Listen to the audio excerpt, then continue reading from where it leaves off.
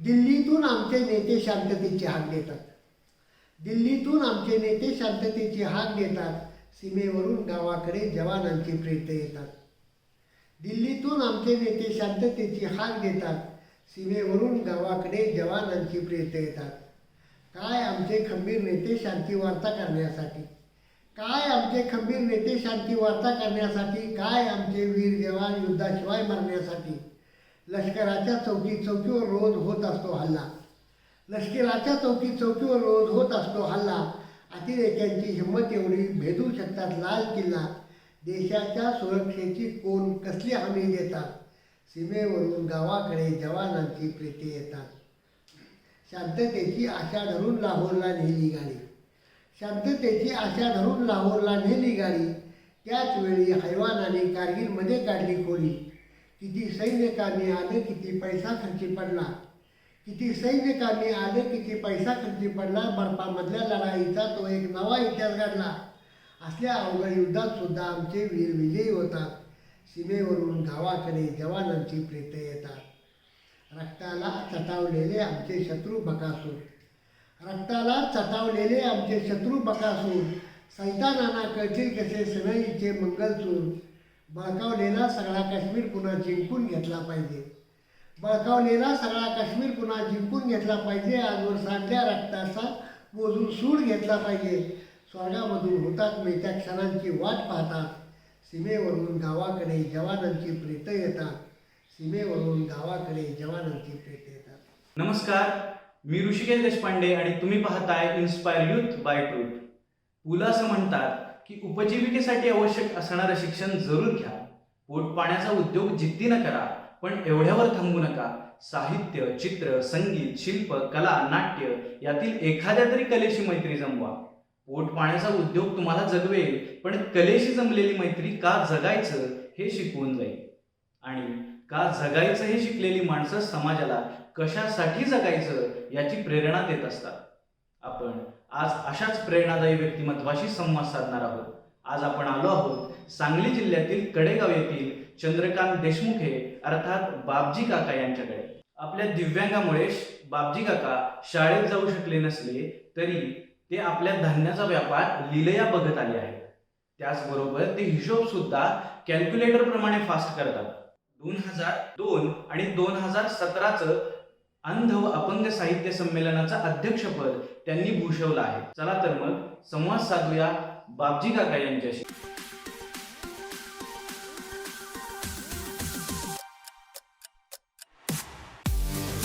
काका, माझा पहिला प्रश्न तुम्हाला असा आहे की तुम्ही अक्षर ओळख नसताना साहित्य क्षेत्राकडे कसं वळला?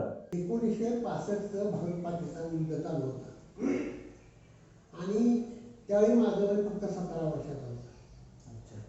आणि ते वयच असं होतं की आपण प्रत्येकाला असं वाटायचं, आमच्या वयातल्या सगळ्याच मुलांना असं वाटायचं की आपण देशासाठी काहीतरी करावं.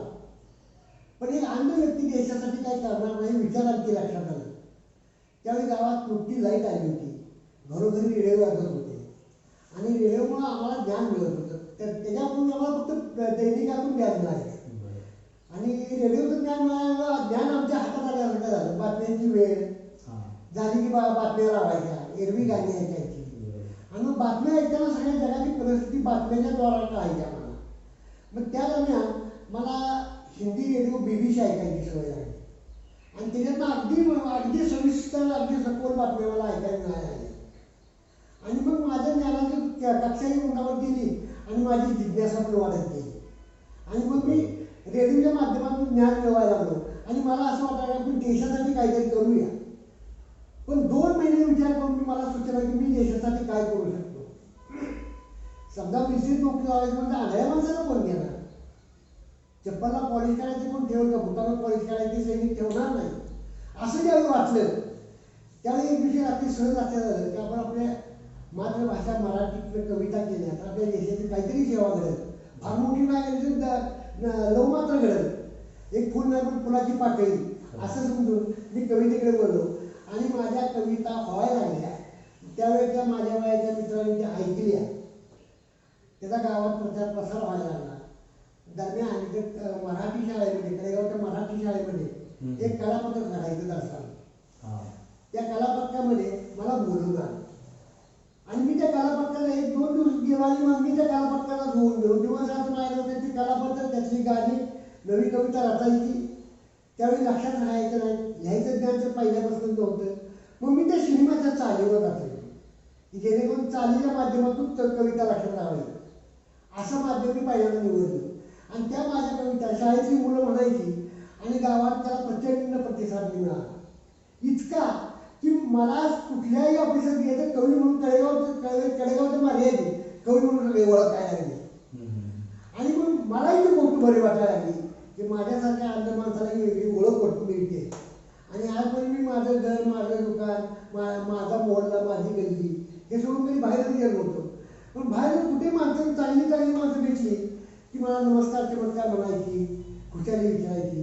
आणि ती गोष्ट मला नेहमीच पुढं नेली.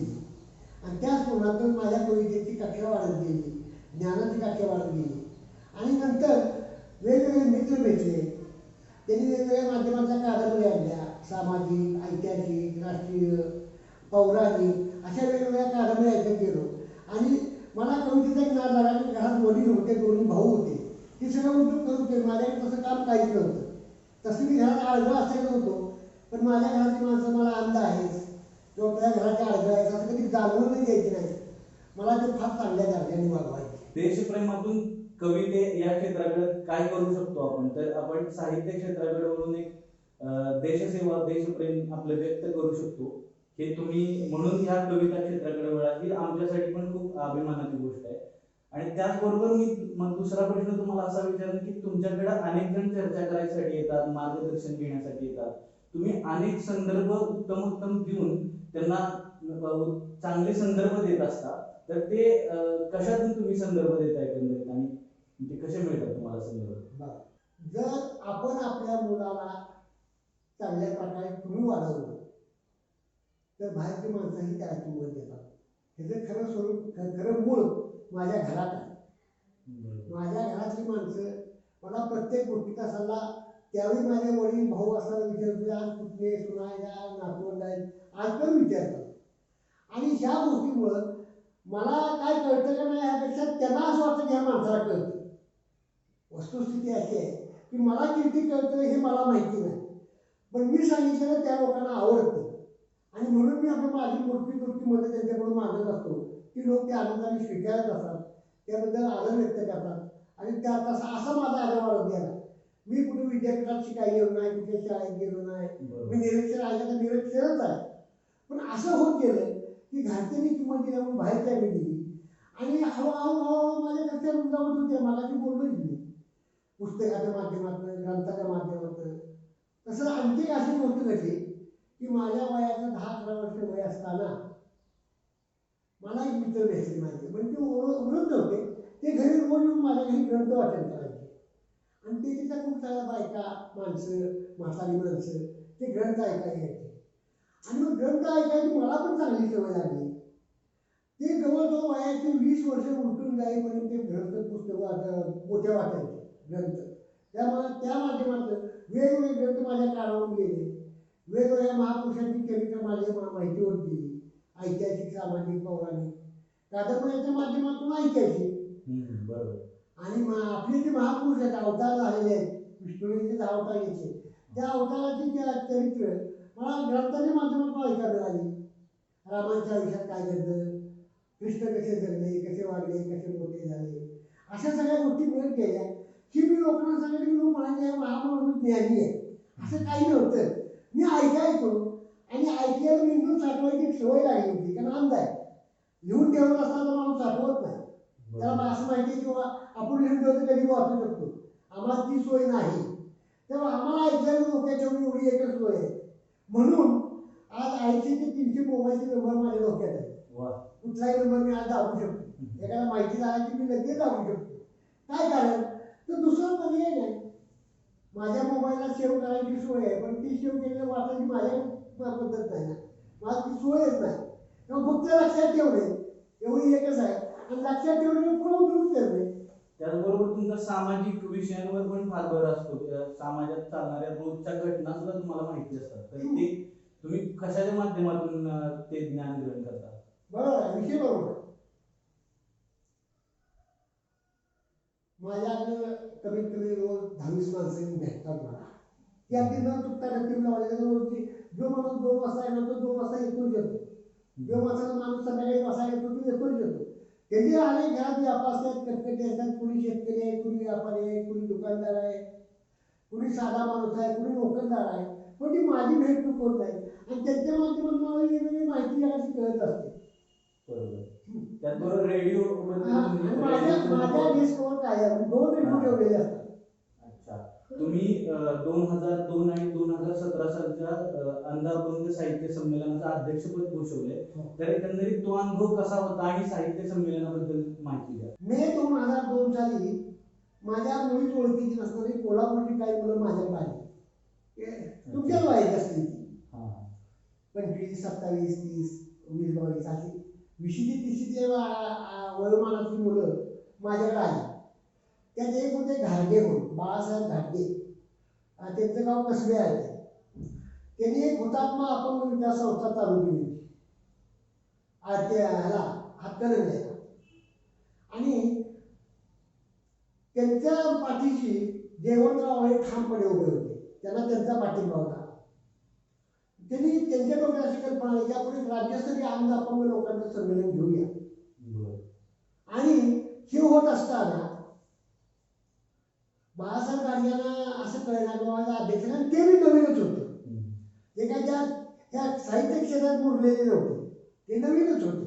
पण त्यांना 2-3 ठिकाणी सांगलीत चौकशी केली, मिरजेत चौकशी केली, कोल्हापुरात चौकशी केली, कराडात चौकशी केली आणि त्यांना माझं नाव मिळालं. म्हणून एक दिवशी संध्याकाळी 7-7:30 वाजता ते माझ्या घरी आले आणि मला म्हणजे असा मी संमेलन घेतोय तर तुम्ही त्याचे अध्यक्ष व्हा. तो मीच का? त्यांच्यावेळी मिरजेचे कवी राम गोसावी हे गाजलेले कवी होते आणि ते एका अखिल भारतीय संमेलनापासून गाजलेले होते. मला वाटतं 1975 साली जे इचलकरंजीला संमेलन भरलं होतं आणि त्यात त्यांचं पहिल्यांदा हे झालं, कविता वाचन झालं आणि त्यावेळी त्यांना प्रसिद्धी लोकप्रियता मिळत गेली होती. ते म्हणजे माझ्यापेक्षा ज्येष्ठ आहे. ते म्हणजे आम्हाला सगळीकडे कळलं की राष्ट्रीय कविता वाचणारे तयार करणारे तुम्ही आहात, म्हणून आम्हाला तुम्ही पाहिजे. असं बोलत त्या मुलांनी मोबाईल नंबरवरनं जयवंतराव आवळेंचा नंबर मारला, लावला नंबर लावला. मला जयवंतराव आवळे ज्यावेळी महिला बाल विकास समाज कल्याण मंत्री होते आणि सांगली जिल्ह्याचे योगा आणि पालकमंत्री होते. त्यांच्याशी बोलायचं म्हणजे मला थोडी धास्ती वाटायला लागली. बाबा आता मंत्र्यांशी काय बोलायचं, हे कॅबिनेट मंत्री किंवा पालकमंत्री. त्यांना म्हणलं सर माझं का नाव, अनेक बरेच अंध आहेत, पुण्यात अंध आहेत, मुंबईत, असं ह्या जगाला म्हणून बोलूया. मी फार एक 2 कविता वाचतो. अहो नाही म्हणले आम्हाला बाकीचा अंध बोलवायला आपल्या सांगली 17 कोल्हापूर मधलाच पाहिजे आणि इथं चौकशी करताना तुमच्या इतकं कुणाचं नाव येत नाही, तुमचंच येतं. तेव्हा तुम्ही ती पद करा म्हणजे झालं. आणि तो कार्यक्रम आमचा 6 जुलै 2002 झाला. जयवंतराव आवळे त्या कार्यक्रमाचे उद्घाटक होते, मी त्या कार्यक्रमाचा अध्यक्ष होतो आणि राम गोसावी कवी संमेलनाचे अध्यक्ष होते. खूप चांगला कार्यक्रम झाला तो आणि त्याचा अनुभव तुम्ही विचारला. तर त्याचा अनुभव असा की महाराष्ट्रातला असा कुठलाही जिल्हा, कुठलंही महानगर असं राहिलं नाही की तिथली एखादी तरी अंध व्यक्ती त्या संमेलनाला उपस्थित नव्हती.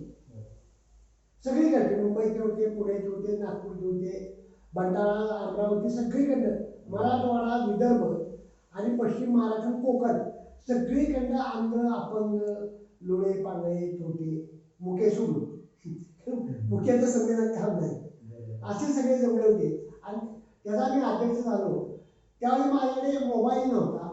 त्यावेळी मोबाईलची पद्धत आपल्या महाराष्ट्रामध्ये जरी जुनी असली तर माझ्याकडे मोबाईल मला करताही येत नव्हता आणि घेताही येत नव्हता. माझ्याकडे लँडलाईनचा नंबर होता माझा. तर पुढच्या 8 दिवसात मला माझ्या लँडलाईनला जवळजवळ 550 फोन आले होते अभिनंदनाचे. दुसरी गोष्ट 6 दूरदर्शनच्या वाहिनीने तो कार्यक्रम लाईव्ह घेतला होता. एकानेच प्रकाशित केला, बाकीच्यांची बातम्या वगैरे असा दिला. आणि 6 जुलैला संमेलन झाल्यानंतर त्यानंतर 3-4 दिवसांनी आज तर ते 1 दिवसभर ते आज तक दाखवत होतं तो कार्यक्रम आणि माझी कविता. असं होतं. ती कविता कोणती होती सादर करू शकता तुम्ही? हा, ती कविता मी सादरही करू शकतो. आणि त्या कवितेचं नाव आहे हाक. हा. हाक ही कविता अशासाठी आहे की रोज आपण रेडिओ लावा, पेपर वाचा, एखाद्या नेत्या पुढाऱ्याचं भाषण ऐका, ती देशाबद्दल खूप चांगलं बोलतात. बरोबर. परंतु आमच्या मिलिटरी जवानांना रोजच शत्रूच्या गोळ्या खायला लागतात. खरं. हे वास्तव आहे. आम्ही लाहोरला गाडी नेली आणि दोन्ही राष्ट्रात मैत्री करायचा प्रयत्न केला. त्याचं उत्तर आम्हाला काय मिळालं? तर त्याचं उत्तर आम्हाला मिळालं त्यांनी कारगिलवर आक्रमण केलं.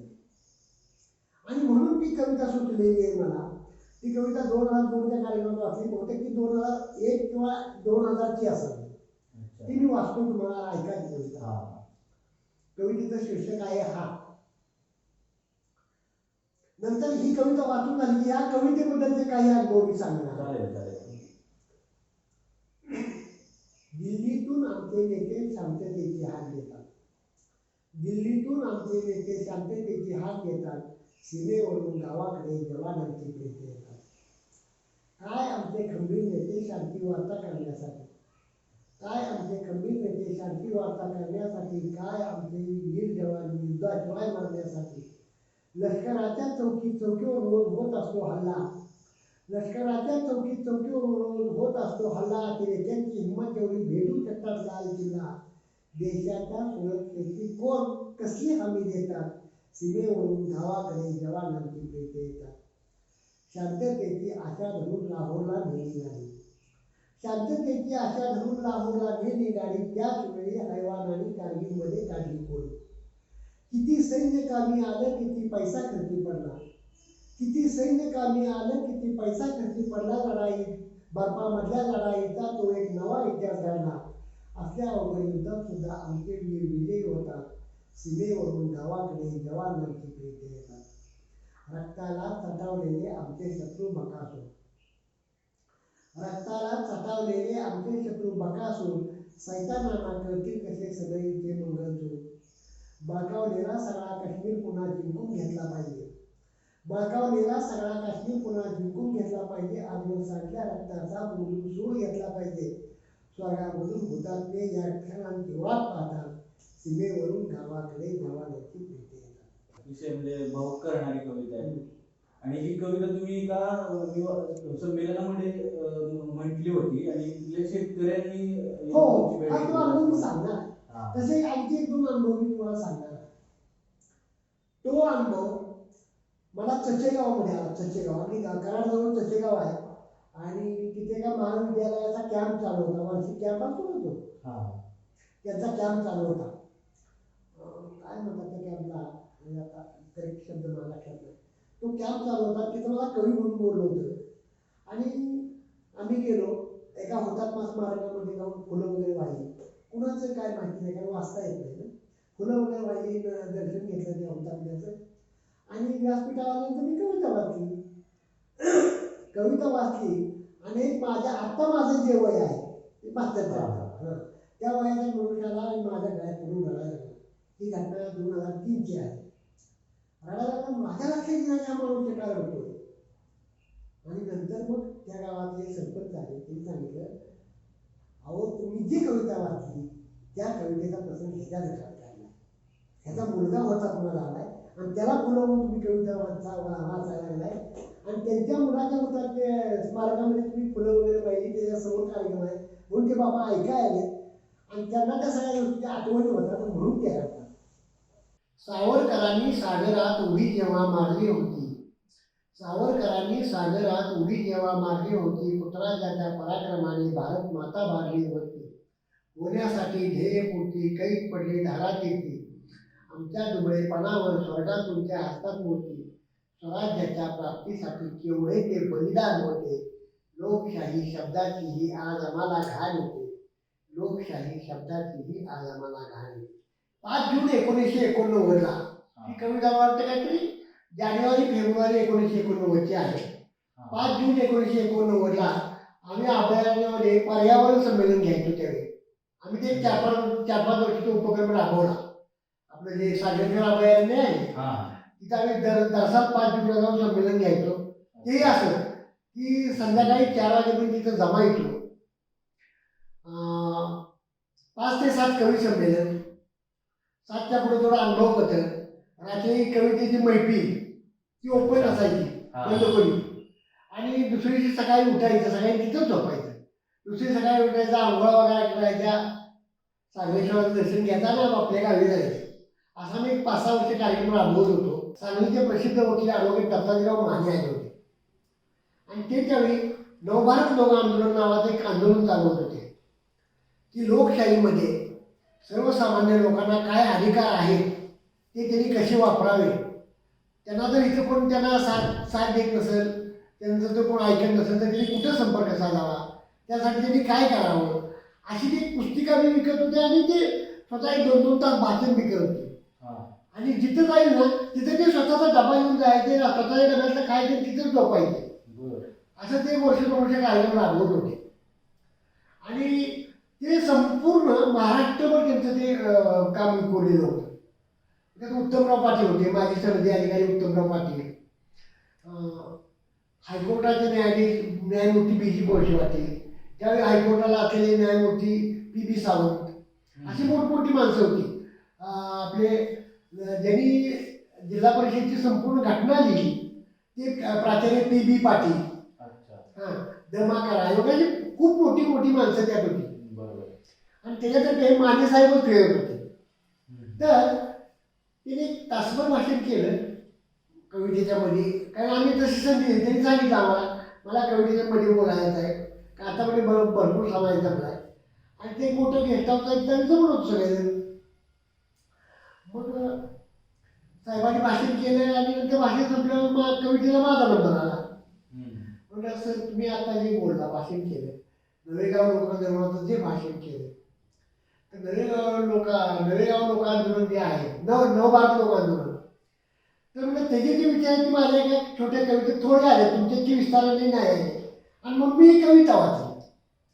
ही कविता वाचली त्यांना एवढी आवडली की दुसऱ्या दिवशी माझ्या घरी आहे ती कविता लिहून घेतली आणि त्याच्या 3 ते 3.5 लाख प्रति करून त्यांच्या कार्यक्रमातून त्यांनी वाचली. यापेक्षा महत्त्वाचं म्हणजे नंतर 1993 साली त्यांचा 61चा कार्यक्रम झाला. 1993-94 त्यांचा 61चा कार्यक्रम झाला. त्या कार्यक्रमात सगळे त्यांचे नातेवाईक, मित्रमंडळी, सगळे त्यांच्या आयुष्यात जोडलेले संबंधाची माणसं सगळी जमली होती. तर त्या कार्यक्रमाला निमंत्रण असं मी पण गेलो होतो आणि खूप मोठे मराठा समाज कार्यालय आहे तिथं खूप मोठा जनसमुदाय होता. तिथे हायकोर्टाचे न्यायाधीश होते, तिथं सुप्रीम कोर्टाचे न्यायाधीश होते. कारण माने साहेब स्वतः महाराष्ट्र गोवा बार काउन्सिलचे सदस्य होते. आणि वरिष्ठ सदस्य होते. तेव्हा महाराष्ट्र आणि गोव्यातून बरेचसे वकील 500-550 वकील तिथे जमले होते. आणि ज्यावेळी सत्काराला उत्तर द्यायचं त्यावेळी माने साहेब म्हणजे मी काही बोलणार नाही म्हणजे देशमुखीच्या कार्यक्रमाला हजर आहेत. स्वप्न गांधीची ही जी कविता त्यांची तिने जर वाचली तर मला म्हणजे माझं सगळं वाचन जाण्यात जमा आहे. कारण ती कविता माझ्यासाठी गीता आहे. मला त्या कविता ऐकली की मी कार्याला उद्युक्त होतो. आणि मग मी तेवढ्या माणसाची उठून कविता वाचली आणि सगळी म्हणजे महाराष्ट्रातनं गोव्यातनं आलेले वकील, हायकोर्टाचे वगैरे, सेशनचे न्यायाधीश सगळ्या जिल्ह्यातले, ह्या सगळ्यासमोर माझी कविता वाचायची माने साहेबांनी संधी दिली. ते न्यायमूर्ती बी जी कोळसे पाटलांनी घेऊन माझ्या घरी आले ना. आणि आम्ही मग नाश्ता वगैरे केला माझ्या घरी. आम्ही गावभर फिरलो सगळ्या. त्यांना कडेवाटल्या सगळ्या संस्था पाहिजे होत्या त्या दुसरीची पाहिल्या त्यांनी. सरकारी दवाखाना, हायस्कूल, मराठी शाळा, काय बँका वगैरे सगळे ते फिरून तिथल्या अधिकाऱ्यांना प्रश्न विचारून त्यांना काय माहिती काय ती करून घेऊन गेले. असं न्यायमूर्ती सावंतांची माझी ओळख झाली. त्यानंतर सुप्रीमला न्यायाधीश होते त्यांची माझी ओळख झाली. नंतर ते प्रेस काउन्सिलचे अध्यक्ष होते जवळजवळ 10 वर्ष. त्या दरम्यान आमची गाठ पडली. पुन्हा माने साहेबांच्या 75ला सुद्धा त्यांनी मला आवर्जून बोलवलं होतं आणि खाजगी मैत्रीत का होईना पण माझी ती कविता ऐकली होती. इतकं त्या कवितेवर त्या माणसाने प्रेम केलं. मी असंही वाचले की तुम्ही जेव्हा कविता सादर केली तेव्हा मृत्युंजयकार शिवाजी सावंत उपस्थित होते आणि ते सुद्धा भारावून गेले कविता ऐकून. तो प्रसंग ऐकायला आवडेल. हां, तो प्रसंग 23 एप्रिल 1983चा आहे. मी 1966 ते 83 गावातच कविता किंवा गावात भागातच एवढ्यातच माहिती होतो. त्याच्या आधी कुणाला बाहेर माहिती नव्हतं. तर कडेगावचे पत्रकार अरविंद पटकी आणि मी नागेवाडीत एक संमेलन पहिल्यांदा भरलं होतं. विचार त्याच्या आधीपासून 76 पासून मी त्याला भरतं. नागेवाडीला भरलेल्या संमेलनाला आम्ही गेलो होतो आणि 23 एप्रिलच्या रात्री 11:30 पावणे 12 वाजता मला तर कविता वाचायचा नंबर आला. त्यावेळी आसामातल्या घुसखोरांचा प्रश्न ऐरणीवर होता. बांगलादेशातलं घुसखोर आसामात घुसायचे आणि आपली भारतीय माणसं त्यांना हाकलण्यासाठी आंदोलन करायचे. बरोबर आहे. तो प्रश्न त्यावेळी तो विषय मी नवीन तयार करून कविता एक लिहिली होती आणि मी ज्यावेळी तिथं वाचली त्यावेळी मृत्युंजय काळ शिवाजी सावंत त्या संमेलनाचे अध्यक्ष होते आणि त्या कवी संमेलनाचे अध्यक्ष होते कृब निकुंभ, बेळगावचे प्रसिद्ध कवी. हे दोघे जण होते आणि तशी बरीच माणसं होती. तर्कतीचं लक्ष्मण शास्त्री, जोशी भाषणकर वगैरे केले होते. बरीच माणसं होती. आणि तिथं कसा कार्यक्रम होता की आदली दिवशी झालेल्या कविता, दुसरी दिवशी सकाळी झालेल्या कवितावर एक 7 समीक्षकांनी बरी वाईट मतं मांडायची. ज्यानं जो विषय वाचला तो खरोखर त्या विषयाची प्रामाणिक राहिला का, तो त्या विषयापासून भरकटला का, असा सगळा तो विषय होता. मग तिथं मी ती कविता वाचली आणि मला माझा मित्र स्टेजवरून खाली घेऊन येत असताना अचानक शिवाजी सावंत समोरून आले. मला कडकडून मिठी मारली. अरे बाळा म्हणले, या नागेवाडी गावात उभा राहून तू मला आसामची सफर घडवलीस. मी खाली वापरून त्यांना नमस्कार केला. म्हणजे कसं काय सर, तुमचं नाव ऐकून आहे, तुमची तुमच्या 2 कादंबऱ्यांनी ऐकले, मृत्युंजय आणि छावा. अरे म्हणले, इथे इतक्या लोकांनी कविता वाचली, देशाबद्दल कविता कुणीच वाचली नाही. आणि मला म्हणजे असं आढळलं की देशाबद्दल कविताच कोण वाचत नाही. तर तू आता ही थांबू नकोस. म्हणलं साहेब मी पहिल्यांदाच ह्या कवी संमेलनात आलो. अजिबात थांबू नको म्हणले. तू कविता वाचायची सुरुवात कर, ह्याच कविता रचत जा आणि वाचत जा. हे करणारं काम दुसरं कोण करत नाही. ही जबाबदारी तुझ्या अंगावर घे. आणि तो आशीर्वाद एवढा जबरदस्त की मी 2 वेळा महाराष्ट्र राज्यस्तरीय अध्यापक संमेलनाचा अध्यक्ष झालो, एकदा राज्यस्तरीय कवी संमेलनाचा अध्यक्ष झालो. अशी मला संधी त्यांच्यावर मिळत गेली. पुण्या मुंबईसारख्या ठिकाणी जाऊन मी माझ्या नावाचंही करून आलो. 2016 साली जुलै महिन्यात विष्णू सूर्यवाघ हे विधानसभेत तिथल्या विधानसभेचे उपाध्यक्ष होते आणि त्यांनी एक असं डोक्यात धरलं होतं की जास्तीत जास्त वेळ चालणारं कवी संमेलन घ्यायचं. तर त्याच्या अगोदर त्यांनी 52 तासाचं घेतलं होतं आणि नंतर मध्य प्रदेशमध्ये एका मराठवाड्यामध्ये कुणीतरी एक 63 तासाचं घेतलं. मग ह्यांनी संकल्प सोडला 72 तासाचं घ्यायचं म्हणून. आणि 21 जुलै 2016 ते 24 जुलै 2016 एवढा वेळ त्यांनी ते 76 तासाचं संमेलन घेतलं. आणि महाराष्ट्रातल्या सगळ्या भागातून अगदी मुंबई पुण्यातून वगैरे सगळे कवी बोलवले होतेच, पण भारतातल्या प्रत्येक भाषेतले कवी तिथं बोलवले होते. एकंदर 1550 ते 1600 माणसं आमंत्रित होती. त्यांची जेवणा खाण्याची सोय, राहण्याची सोय, प्रवासाची सोय सगळी त्यांनी केली होती. आम्हाला कराडपासून घेतला आणि कराडाचा सोडलं. मध्ये आम्ही कुठे खिसा हात घालायचा नाही. आणि हे करताना त्यांनी मानधनी मोठी दिली. पण 24 तारखेला सकाळी 7 ते 11 तिथं एका झालेल्या मराठी भाषिक संमेलनाचा अध्यक्ष व्हायचा मान मला मिळाला. आणि तो कार्यक्रम गिनीज बुक ऑफ वर्ल्ड आणि निमका बुक ऑफ वर्ल्डने तो रेकॉर्ड केला होता. तर त्या मॅडम पुढे मला प्रश्न विचारायला लागल्या, अहो तुम्ही म्हणजे सही करा. मला तर सही करता येत नाही, मी अंगठा उठवणार माणूस. मग मी ती एक मुलगी होती कवितेची, ती आली म्हणून म्हणली त्यांच्या पियाने उठवली तर सही केली चालेल का? ती म्हणली चालेल.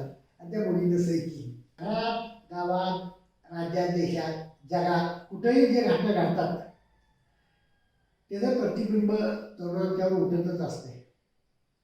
हुल्लडबाजी करणारी काही मुलं असतात आणि गांभीर्याने घेणारी काही मुलं असतात. तर हुल्लडबाजी करणाऱ्या मुलांचा विषय आपण सोडूया आणि गांभीर्याने घेणाऱ्या मुलांसाठी मी एवढं सांगेन की प्रत्येक घडणाऱ्या घटनेचा आपण सकारात्मक, राष्ट्राच्या दृष्टीने सकारात्मक विचार करावा आणि आपल्या देशाला काय योग्य आहे, काय अयोग्य आहे त्याचा विचार करून आपण आपली भूमिका ठरवावी असं मला वाटतं. आपलं घर कसं पुढे जाईल, आपल्या माणसांना आपल्याकडून कसं सुख देता येईल याचाही विचार करावा. कारण त्यांनी काहीतरी केल्याशिवाय आपण इथंपर्यंत आलेलो नाही. समजा तुम्ही आता 20-22-25 असाल तर तुम्हाला 25 वर्ष होताना घरातल्या माणसाला काही कष्ट पडलेले आहेत. बरोबर. आज एक नवीन फॅशन निघाल्या, डॉक्टरचं शिक्षण इथं घ्यायचं, पुढच्या शिक्षणासाठी परदेशी जायचं, शिकायचं, मोठ्या पगाराची नोकरी लागली परदेशाचं स्थायिक व्हायचं. मग या देशाचं तुम्ही अन्न खाल्लं, पाणी प्याला, इथल्या माणसाचं तुमच्यासाठी कष्ट झालं, इथल्या माणसाने तुमच्यासाठी झिजले, ह्याचा काय उपयोग आहे? मग देशासाठी काही उपयोग आहे त्याचा? त्यांच्या कुटुंबासाठी किंवा ते पुढच्या आई वडिलांना त्याचा काही उपयोग होत नाही. ती माणसं आई वडिलाला ओळख देखील देणार नाही. तर असं न करता इथं घेतलेलं शिक्षण, इथं घेतलेलं ज्ञान ह्या भारत मातेच्या लेकरांसाठी उपयोगी यावं हा विचार तरुणांनी करावा असं मला वाटतं.